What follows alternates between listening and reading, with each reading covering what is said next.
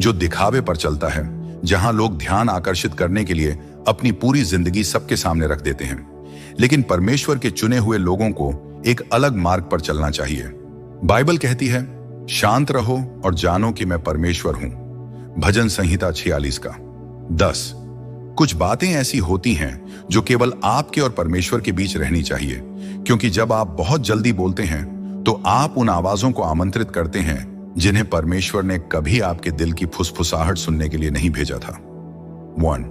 आपके व्यक्तिगत पापों के साथ संघर्ष। कुछ बातें ऐसी होती हैं जो केवल आपके और परमेश्वर के बीच रहनी चाहिए, और उनमें से एक है आपका व्यक्तिगत संघर्ष पाप के साथ। हर विश्वास करने वाला व्यक्ति प्रलोभनों, टेम्पटेशंस का सामना करता है।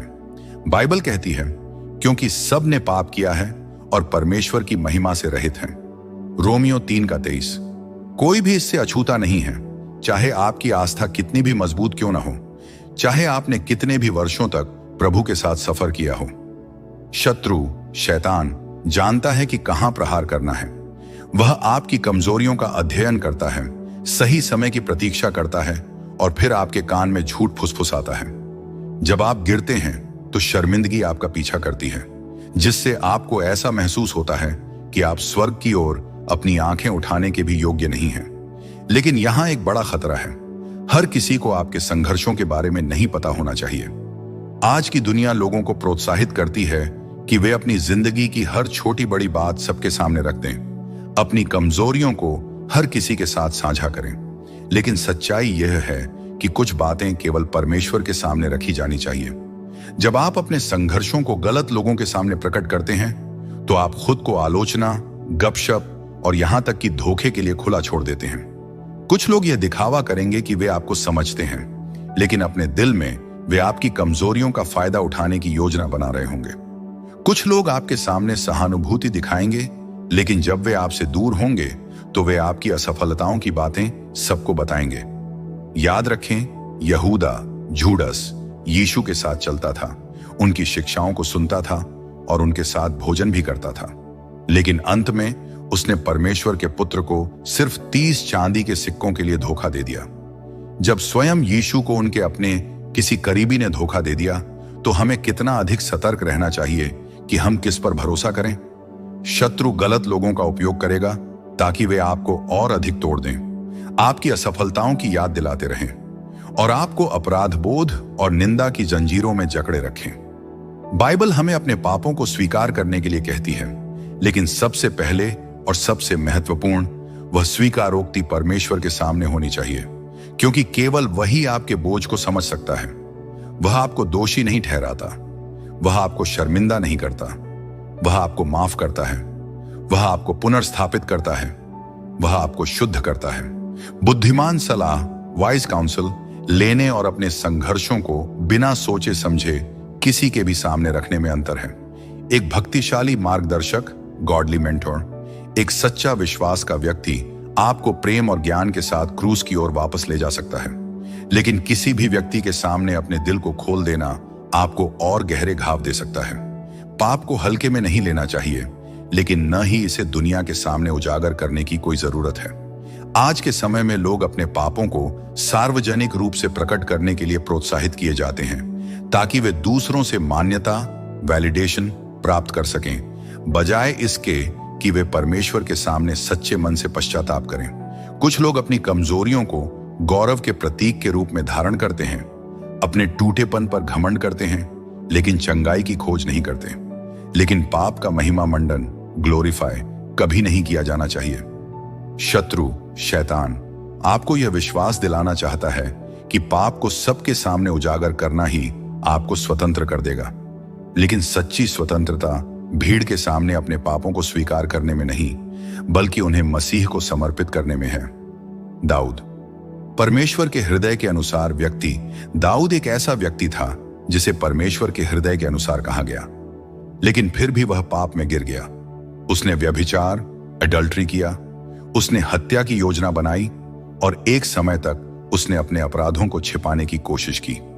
लेकिन जब पवित्र आत्मा ने उसे पश्चाताप के लिए प्रेरित किया, उसने लोगों की ओर भागने के बजाय परमेश्वर के चरणों में गिरकर रोना चुना।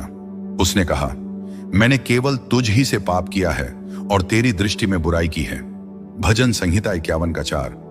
दाऊद जानता था कि केवल परमेश्वर ही उसे शुद्ध कर सकता है, केवल परमेश्वर ही उसे पुनर्स्थापित कर सकता है। इसी कारण आपके व्यक्तिगत पाप और संघर्ष परमेश्वर के सिंहासन के सामने लाए जाने चाहिए, न कि संसार के सामने।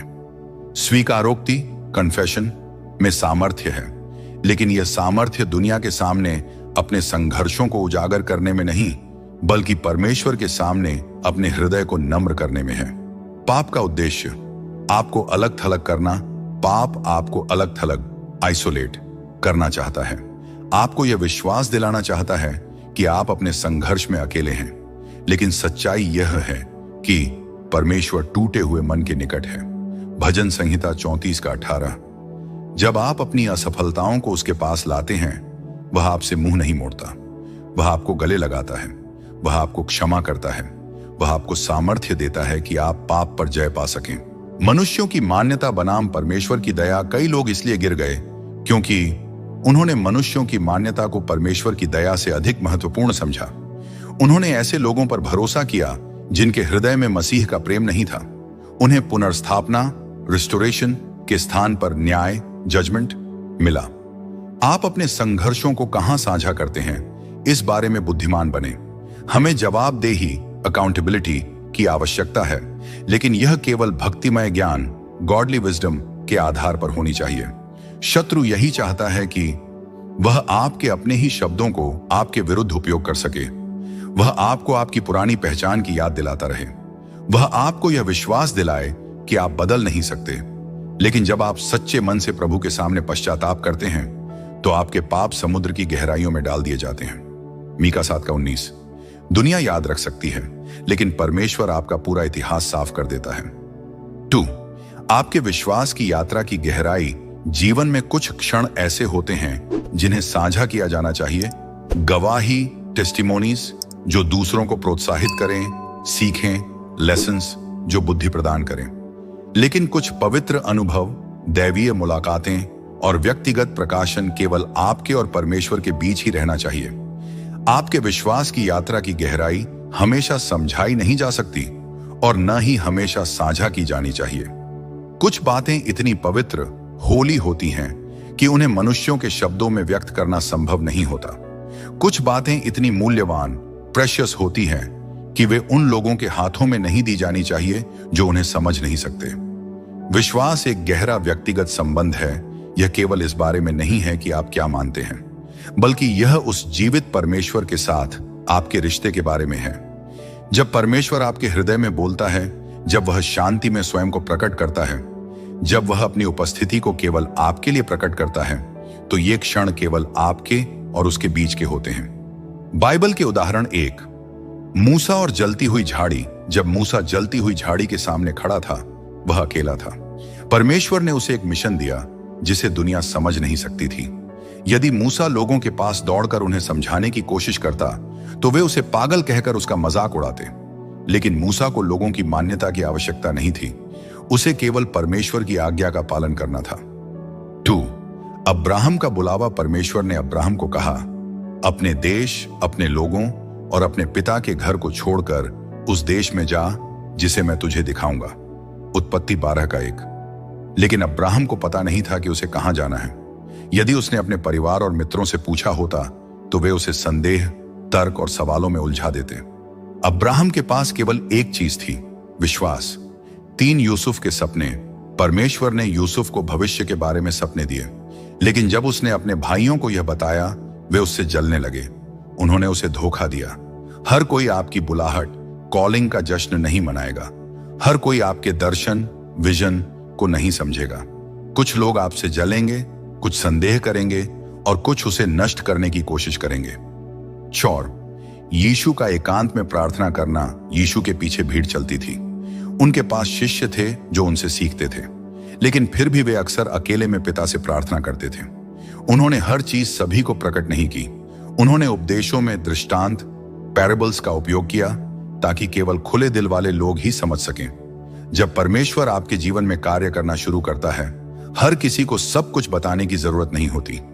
कुछ बातें केवल आपके और परमेश्वर के बीच रहनी चाहिए। विश्वास और परमेश्वर की बुलाहट।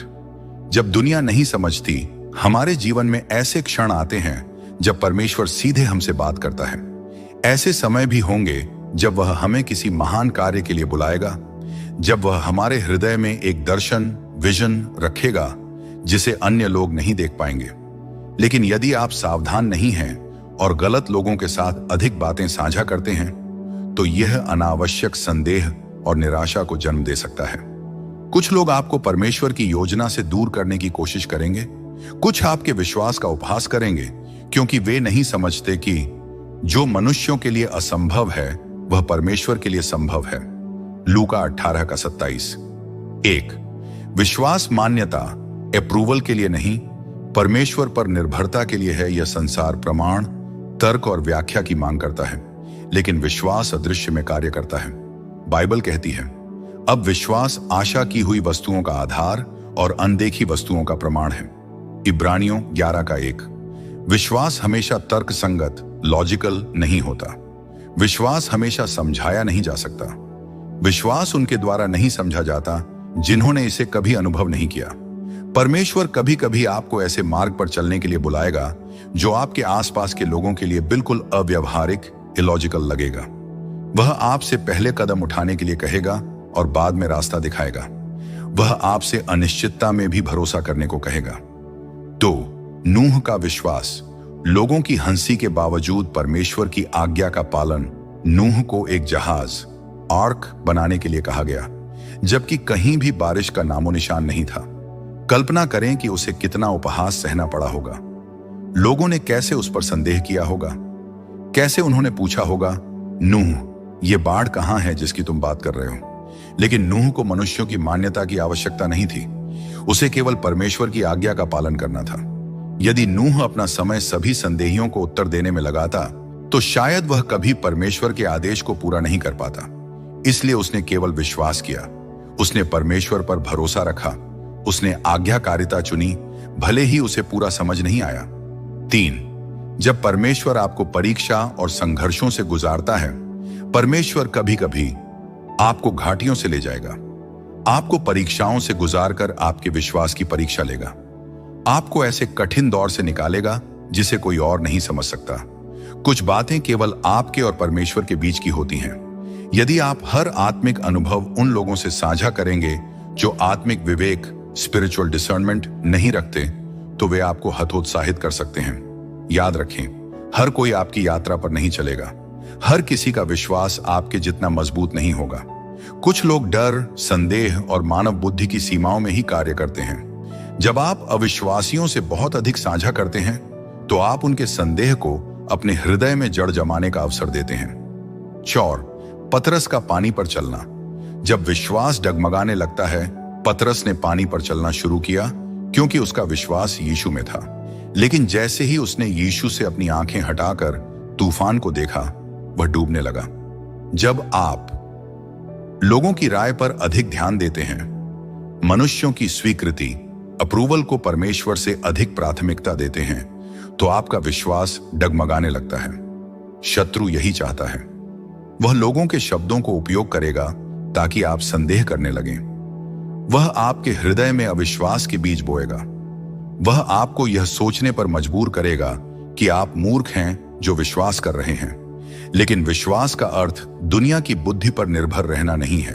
विश्वास का अर्थ उस परमेश्वर पर भरोसा करना है जो इस पूरी सृष्टि को नियंत्रित करता है। 5. जब परमेश्वर आपको कुछ छोड़ने के लिए कहता है, परमेश्वर कभी कभी आपसे वह छोड़ने को कहेगा जिसे आपने हमेशा जरूरी समझा था।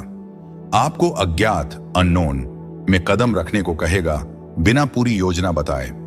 आपको ऐसे संघर्षों से गुजारेगा जो आपको परिशुद्ध, रिफाइन करें। ये क्षण गहरे व्यक्तिगत होते हैं। इन्हें हमेशा साझा करने की आवश्यकता नहीं होती, क्योंकि हर कोई समझ नहीं सकता। 6. पौलुस की स्वर्गीय दृष्टि। कुछ अनुभव शब्दों से परे होते हैं। पौलुस को स्वर्ग की एक झलक दी गई थी।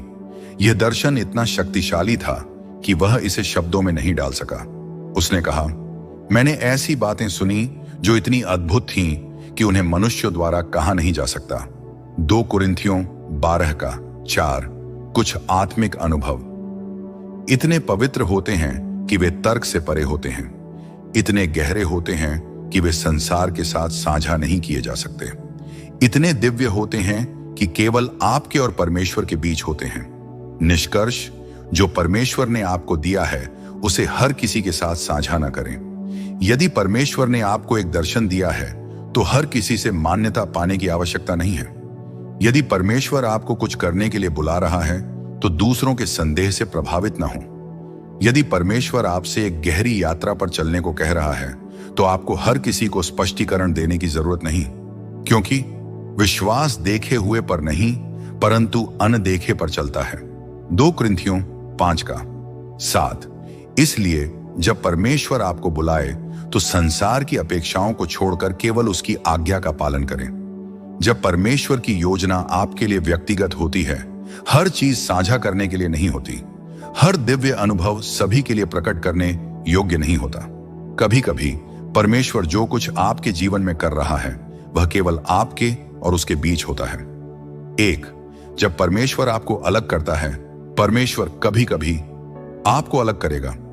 आपको बुलाएगा कि आप गहरे जल में उतरें, आपको ऐसी स्थिति में डालेगा जहां केवल वही आपका सहारा हो। लोग समझ नहीं पाएंगे कि आप इतने समर्पित क्यों हैं, आप इतनी प्रार्थना क्यों करते हैं, आप समझौता करने से क्यों इनकार करते हैं, आप असंभव परिस्थितियों में भी भरोसा क्यों रखते हैं। लेकिन विश्वास लोगों की समझ के लिए नहीं होता, यह जीने के लिए होता है। 2, भविष्य की योजनाएं और परमेश्वर की बुलाहट। परमेश्वर आपकी योजनाएं हर किसी से साझा करने के लिए नहीं देता, क्योंकि जब परमेश्वर आपके हृदय में एक दर्शन, विजन रखता है तो वह शुरुआत में कोमल और संवेदनशील होता है। यदि आप इसे बहुत जल्दी साझा करते हैं तो लोग उसमें संदेह के बीज बो सकते हैं जहां विश्वास को बढ़ना चाहिए। यूसुफ का उदाहरण लें। परमेश्वर ने उसे सपने दिए, उसने उन सपनों को अपने भाइयों से साझा किया। इसके बजाय कि वे उसे प्रोत्साहित करें, वे ईर्ष्या करने लगे। उन्होंने उसे बेच दिया, उसे कैद करवा दिया और उसे रोकने की कोशिश की।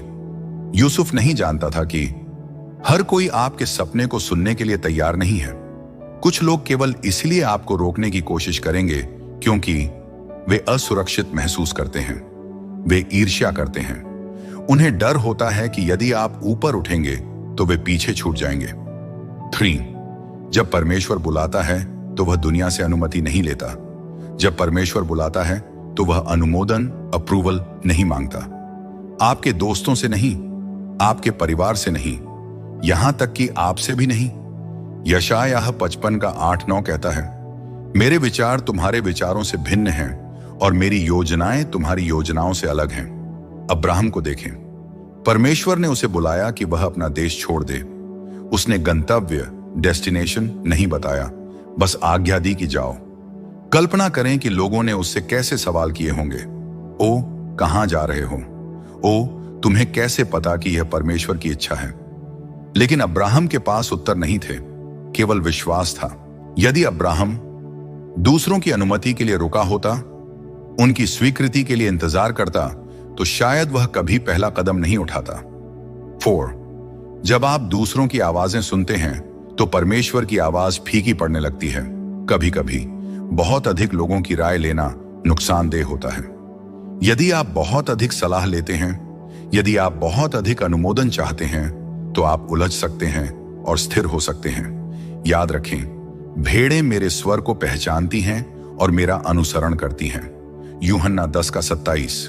लोगों की आवाजों से सावधान रहें, क्योंकि कुछ आपको रोकना चाहेंगे क्योंकि वे डरते हैं, कुछ आपको हतोत्साहित करेंगे क्योंकि वे आपकी बुलाहट को नहीं समझते, कुछ ईर्ष्या के कारण आपको गिरते देखना चाहेंगे। 5, जब कोई आपकी बुलाहट नहीं देखता तब भी परमेश्वर उसे देखता है। याद करें, जब दाऊद को राजा के रूप में अभिषिक्त किया गया था, वह सिर्फ एक चरवाहा लड़का था। उसके पिता ने उसे महत्व नहीं दिया, उसके भाइयों ने उसे तुच्छ जाना। यहां तक कि शमूएल भविष्यवक्ता ने पहले किसी और को चुना, लेकिन परमेश्वर ने उसे चुना। यदि दाऊद दूसरों की मान्यता का इंतजार करता, इस बात की प्रतीक्षा करता कि लोग उसे राजा के रूप में देखें, तो वह कभी राजा नहीं बनता। परंतु उसने परमेश्वर पर भरोसा रखा। वही विश्वास आपको भी रखना होगा। कभी कभी परमेश्वर आपको ऐसी जगह ले जाएगा जो दिखने में बंजर लगती है, परमेश्वर अक्सर हमें ऐसे स्थानों पर ले जाता है जो पहली नजर में निराशाजनक लगते हैं। जब इजरायली जंगल में गए, वहां कोई स्पष्ट रास्ता नहीं था। वह प्रतीत होता था जैसे एक गलत दिशा। लेकिन वह प्रतिज्ञा भूमि तक पहुंचने का एकमात्र रास्ता था। परमेश्वर कभी कभी आपको एक अपरिचित मार्ग पर ले जाएगा।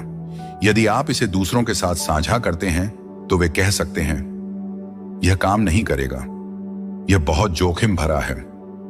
क्या तुम्हें पक्का पता है कि यह परमेश्वर की योजना है? 7वां, अपनी बुलाहट बहुत जल्दी साझा करने से अनावश्यक बाधाएं आ सकती हैं। कुछ लोग आपको प्यार से हतोत्साहित करेंगे क्योंकि वे आपको विफलता से बचाना चाहते हैं। अन्य लोग आपको ईर्ष्या से रोकना चाहेंगे क्योंकि वे नहीं चाहते कि आप आगे बढ़ें। निष्कर्ष, आपकी बुलाहट सबके लिए नहीं है। यदि परमेश्वर ने आपको दर्शन दिया है तो हर किसी से मान्यता पाने की आवश्यकता नहीं है। यदि परमेश्वर ने आपको एक मार्ग पर चलने के लिए कहा है तो दूसरों के अनुमोदन का इंतजार मत करो, क्योंकि जब परमेश्वर ने कहा है कि चलो, तो दुनिया की राय का कोई महत्व नहीं रह जाता। आपका कार्य यह है, परमेश्वर की आवाज सुने, उस पर भरोसा करें, उसके समय में उसकी योजना को पूर्ण होते देखने के लिए धैर्य रखें। विश्वास से चलो, न कि देखने से। 2 कुरिन्थियों 5:7। 1, हर चीज साझा करने की नहीं होती। जब परमेश्वर आपको बुलाता है तो हर कोई आपकी यात्रा को समझ नहीं पाएगा। कई बार जो लोग आपके सबसे करीब होते हैं वे ही आपकी बुलाहट को पहचानने में सबसे असमर्थ होते हैं। जब यीशु ने स्वयं को मसीह घोषित किया तो उसका अपना नगर नाजरत उसे अस्वीकार कर दिया। लोगों ने कहा, क्या यह बढ़ई का बेटा नहीं है? सीख, कभी कभी जो लोग आपको सबसे अच्छी तरह से जानते हैं वही परमेश्वर की योजना को सबसे कम पहचानते हैं। यही कारण है कि कुछ बातें केवल परमेश्वर और आपके बीच होनी चाहिए। 2, हर चीज समय पर प्रकट होती है। परमेश्वर की योजनाएं तुरंत पूरी नहीं होती, हमेशा तुरंत समझ में नहीं आती, कई बार छिपी रहती हैं जब तक कि सही समय नहीं आ जाता। यूसुफ का जीवन देखें, उसने सपने देखे लेकिन उनके पूरा होने से पहले उसे बहुत संघर्ष सहना पड़ा। उसे एक गड्ढे में डाला गया, गुलामी में बेचा गया और जेल में डाला गया, लेकिन हर कठिनाई में परमेश्वर उसे तैयार कर रहा था। दाऊद का जीवन देखें, उसे राजा के रूप में अभिषिक्त किया गया, लेकिन वह तुरंत राजा नहीं बना। उसने सालों तक भेड़ें चराईं, लड़ाइयां लड़ी और साउल से भागता रहा। परमेश्वर उसे तैयार कर रहा था, जबकि दुनिया उसे एक साधारण चरवाहा मानती थी। सीख, हर चीज अपने उचित समय पर होती है। बीज तुरंत वृक्ष नहीं बनता, पहले उसे छिपे हुए बढ़ने का समय मिलता है। 3, जब आप कुछ जल्दी साझा करते हैं तो संदेह के बीज बोए जा सकते हैं। अगर यूसुफ ने अपने भाइयों से अपने सपने नहीं साझा किए होते तो शायद वे उससे ईर्ष्या न करते और उसे बेचने की योजना न बनाते। अगर नूह ने लोगों से अनुमोदन मांगा होता तो शायद उसने कभी जहाज बनाना शुरू ही नहीं किया होता। अगर अब्राहम ने दूसरों की स्वीकृति की प्रतीक्षा की होती तो शायद वह कभी अपने देश से बाहर नहीं निकलता। सीख, कुछ लोग आपको प्यार से हतोत्साहित करेंगे क्योंकि वे आपको असफलता से बचाना चाहते हैं। कुछ लोग आपको ईर्ष्या से रोकेंगे क्योंकि वे नहीं चाहते कि आप सफल हों। कुछ लोग सिर्फ इसलिए बाधाएं डालेंगे क्योंकि शैतान उन्हें उपयोग कर रहा है। 4, गुप्त रूप से बढ़ने दो, परमेश्वर समय आने पर प्रकट करेगा। यीशु ने अक्सर भीड़ से दूर जाकर प्रार्थना की। वह चमत्कार सार्वजनिक रूप से करता था, लेकिन वह अपने पिता के साथ समय एकांत में बिताता था। कुछ चीजें प्रकट करने के लिए नहीं होती, गुप्त रूप से बढ़ने के लिए होती हैं। केवल परमेश्वर और आपके बीच की होती हैं। जब समय सही होगा, परमेश्वर स्वयं प्रकट करेगा कि वह आपके जीवन में क्या कर रहा है। 5वां, अपने दान और भले कार्यों को गुप्त रखो। आज की दुनिया परोपकार, चैरिटी को दिखाने के लिए प्रोत्साहित करती है, लेकिन यीशु ने सिखाया कि दान गुप्त रूप से किया जाना चाहिए। मत्ती 6:1-4 कहता है, जब तुम दान देते हो तो इसे लोगों के सामने मत करो, ताकि तुम्हारे बाएं हाथ को न पता चले कि दाएं हाथ ने क्या किया। तब तुम्हारा स्वर्गीय पिता जो गुप्त में देखता है तुम्हें प्रतिफल देगा। फरीसी लोग कैसे थे? वे अपने दान को दिखावा करते थे। वे ध्यान आकर्षित करने के लिए दान करते थे। वे मनुष्यों से प्रशंसा चाहते थे, परमेश्वर से नहीं। लेकिन सच्ची भलाई गुप्त रूप से की जाती है। जब आप प्रभु के प्रेम से प्रेरित होकर मदद करते हैं, जब आप किसी भूखे को बिना किसी दिखावे के भोजन देते हैं, जब आप गुप्त रूप से किसी को प्रोत्साहित करते हैं। सीख, यदि तुम्हारा उद्देश्य लोगों से प्रशंसा प्राप्त करना है तो वही तुम्हारा इनाम है, लेकिन यदि तुम्हारा उद्देश्य परमेश्वर की महिमा करना है तो तुम्हारा इनाम स्वर्ग में है। निष्कर्ष, हर चीज प्रकट करने की नहीं होती। हर कोई आपकी बुलाहट को नहीं समझेगा, तो हर किसी को बताने की आवश्यकता नहीं है। 2, कुछ चीजें समय पर ही प्रकट होती हैं, इसलिए धैर्य रखें। 3, जल्दी साझा करने से संदेह पैदा हो सकता है, इसलिए बुद्धिमान बने। 4, परमेश्वर स्वयं आपको समय पर स्थापित करेगा, इसलिए उसके समय का इंतजार करें। 5, दान और भले कार्यों को गुप्त रूप से करें ताकि उनका इनाम परमेश्वर से मिले, न कि मनुष्यों से। याद रखें, जो कुछ गुप्त में किया जाता है परमेश्वर उसे अपने समय पर प्रकट करता है। जो कुछ विश्वास में बोया जाता है वह अपने समय पर फल देता है। गुप्त दान और सच्ची उदारता का महत्व। दान और भलाई का उद्देश्य क्या है? यीशु ने सिखाया कि सच्ची उदारता प्रसिद्धि के लिए नहीं होती, अपनी धार्मिकता दिखाने के लिए नहीं होती, बल्कि परमेश्वर की महिमा के लिए होती है। फरीसी लोग कैसे थे? वे दान देते समय दिखावा करते थे, वे लोगों की वाहवाही चाहते थे, लेकिन यीशु ने उन्हें कपटी कहा।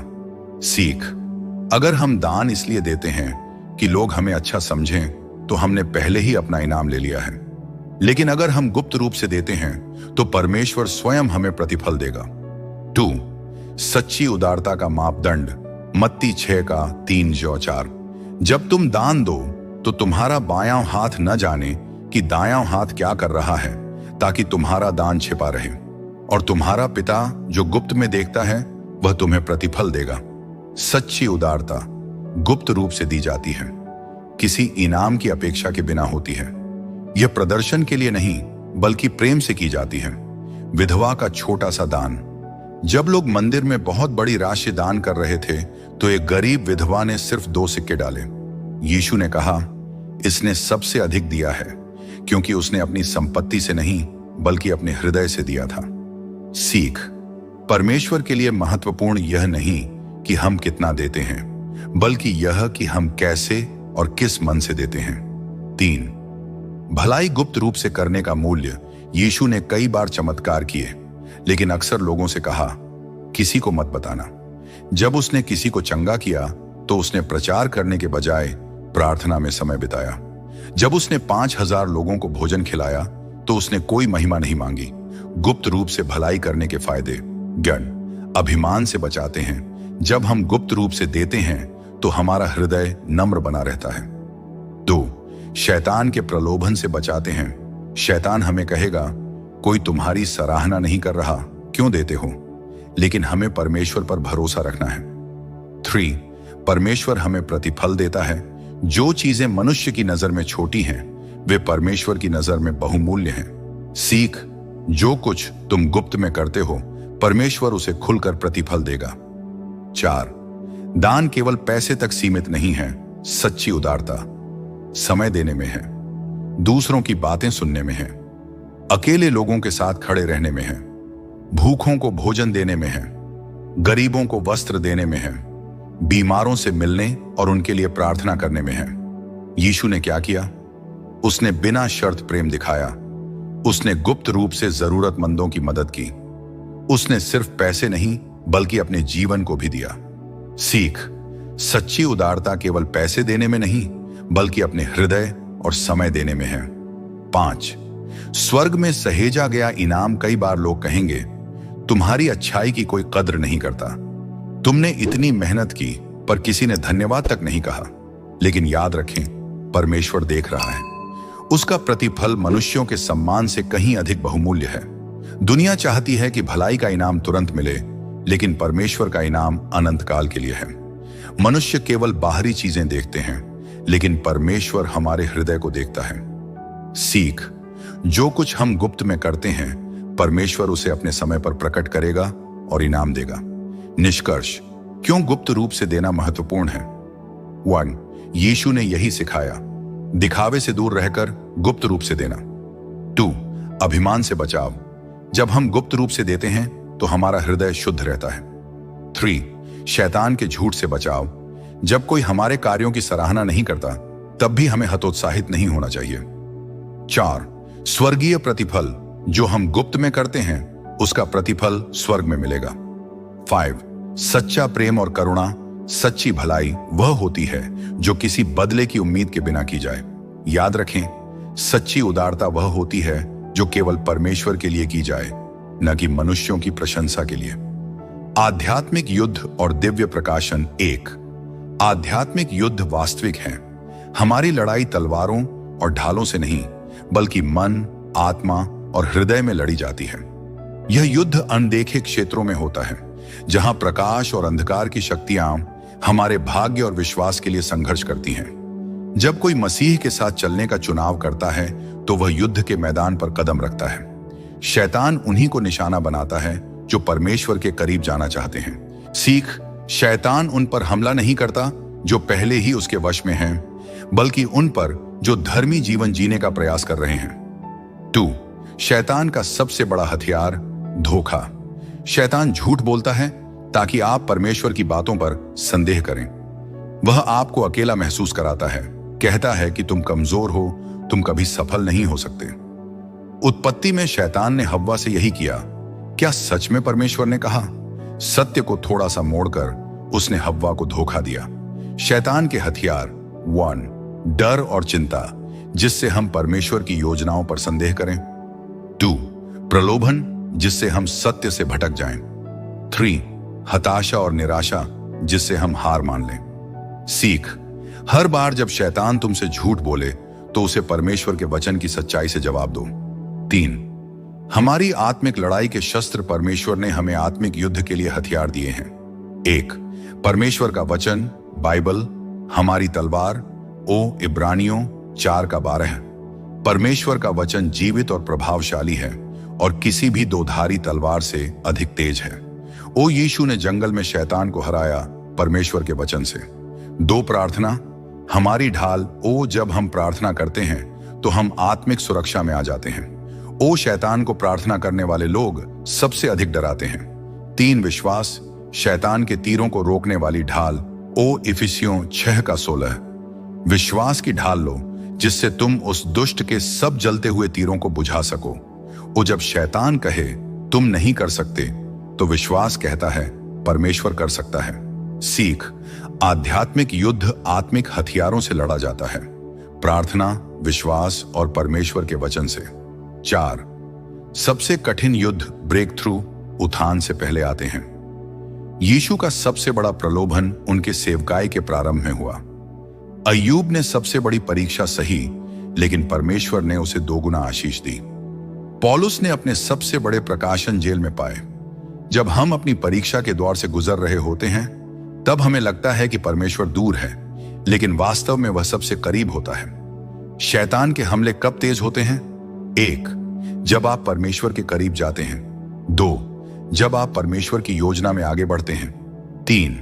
जब आप अपने भाग्य के करीब होते हैं। सीख, सबसे गहरे अंधकार के बाद ही सूर्योदय आता है। 5 परीक्षाओं का उद्देश्य, हमें मजबूत बनाना। मोसेस को जंगल में परमेश्वर मिला।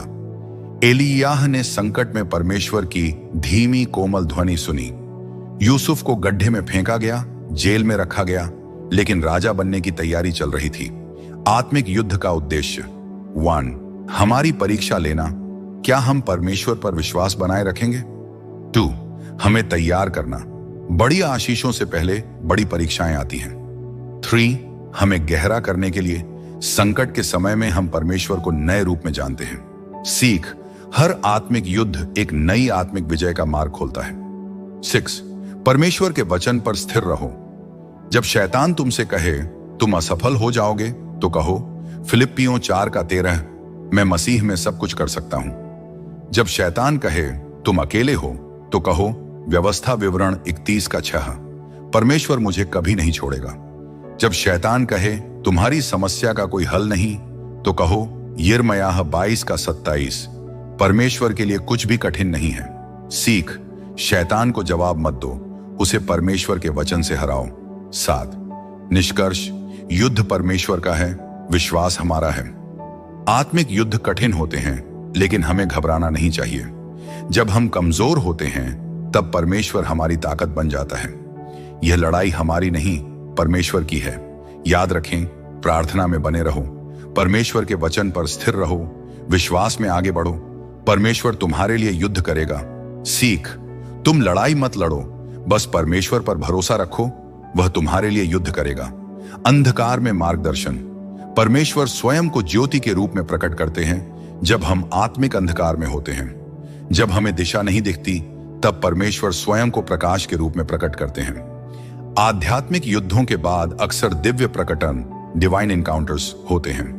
याकूब ने पूरी रात परमेश्वर से संघर्ष किया और कहा, मैं तुझे छोड़ूंगा नहीं जब तक तू मुझे आशीर्वाद न दे। उत्पत्ति 22:26। उस संघर्ष के बाद याकूब का नाम बदलकर इजराइल कर दिया गया और वह एक बदले हुए व्यक्ति के रूप में निकला। इसी प्रकार शिष्य तूफान में डर गए, लेकिन इसी तूफान में उन्होंने यीशु को पानी पर चलते देखा। सीख, तूफान तुम्हें यीशु की सामर्थ्य देखने का अवसर देते हैं। संघर्ष के बाद ही नया प्रकाशन, रेवलेशन आता है। संघर्ष के बाद आशीष क्यों आती है? एक दबाने, प्रेसिंग के बाद ही तेल निकलता है। वो जैतून का तेल तभी निकलता है जब उसे कुचला जाता है। वो हमारी आत्मिक गहराई भी तब बढ़ती है जब हम परीक्षाओं से गुजरते हैं। 2, पीड़ा के बाद सुगंध आती है। वो इत्र तभी महकता है जब उसे पीसा जाता है। वो जब हम टूटते हैं, परमेश्वर की महिमा हमारी गवाही से चमकती है। 3, अंधकार के बाद प्रकाश आता है। वो जोसेफ गड्ढे में डाला गया, गुलामी में बेचा गया, झूठा दोषी ठहराया गया, लेकिन अंत में मिस्र का प्रधान बना। वो जो शैतान ने बुराई के लिए सोचा था, परमेश्वर ने उसे भलाई में बदल दिया। उत्पत्ति 50:20। सीख, तुम्हारी परीक्षा तुम्हारे भाग्य की ओर एक सीढ़ी है। परमेश्वर पहले से ही विजय सुनिश्चित कर चुका है। शत्रु हमला कर सकता है, लेकिन जीत नहीं सकता। युद्ध भयंकर हो सकता है, लेकिन परिणाम पहले से तय है। हर परीक्षा, हर संघर्ष परमेश्वर की संप्रभुता, सॉवरेंटी के अधीन है। याद रखने योग्य बातें, शैतान तुम्हें गिराने की कोशिश करेगा, लेकिन परमेश्वर तुम्हें उठाने की योजना बना रहा है। जो तुम पर हमला करता है, परमेश्वर उसे तुम्हारी आशीष में बदल देगा। युद्ध में परमेश्वर तुम्हें अकेला नहीं छोड़ता, वह तुम्हारे साथ चलता है। सीख, शैतान का हमला तुम्हारे विनाश के लिए नहीं, बल्कि तुम्हारी उन्नति के लिए परमेश्वर द्वारा उपयोग किया जाएगा। परमेश्वर तुम्हारी परीक्षा को गवाही में बदलता है। यीशु ने पतरस से कहा, जब तुम लौट आओ तो अपने भाइयों को सामर्थी बनाना। लूका 22:32। तुम जो युद्ध लड़ रहे हो, वह केवल तुम्हारे लिए नहीं है। तुम्हारी गवाही किसी और के विश्वास को मजबूत करने के लिए होगी। तुम्हारे संघर्ष का अनुभव किसी और को उसके संघर्ष से निकलने में मदद करेगा। सीख, परमेश्वर तुम्हारी परीक्षा को तुम्हारी गवाही में बदल देगा, ताकि तुम दूसरों के लिए आशीष बन सको। परमेश्वर की उपस्थिति ही तुम्हारी सबसे बड़ी विजय है। जब शैतान कहे परमेश्वर दूर है, तो याद रखो कि परमेश्वर तुम्हारे सबसे कठिन समय में सबसे करीब होता है। शास्त्र कहता है, जब मैं निर्बल होता हूं तभी मैं सामर्थी होता हूं। 2 कुरिन्थियों 12:10। जब तुम खोए हुए महसूस करते हो, तब परमेश्वर की अगुवाई सबसे स्पष्ट होती है। जब तुम कमजोर होते हो, तब परमेश्वर अपनी शक्ति प्रकट करता है। सीख, तुम्हारी सबसे बड़ी आत्मिक विजय तुम्हारी सबसे कठिन परीक्षा के बाद आएगी।